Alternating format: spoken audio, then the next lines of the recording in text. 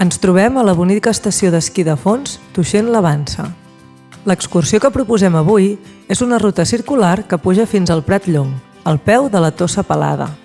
L'excursió comença just al peu del tallafoc de l'estació d'esquí de Tuixén.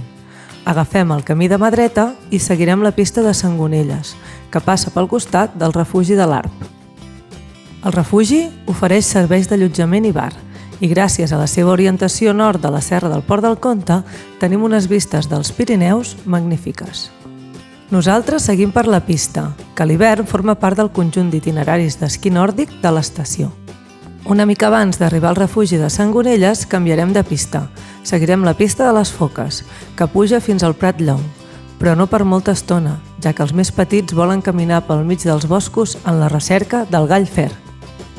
Una bona part dels boscos d'aquesta zona són l'hàbitat del gall fer, així que anirem amb cura i fent silenci per no molestar els habitants del bosc.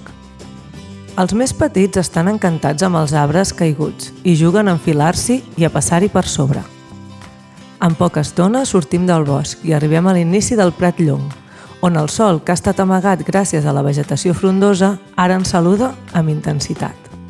El Prat Llong és una gran extensió de terra al peu de la Tossa Pelada i que connecta el refugi de Sangonelles amb la Barraca del Pastor, tocant a l'estació d'esquí de Port del Comte. És un espai magnífic per passejar-hi, córrer i jugar.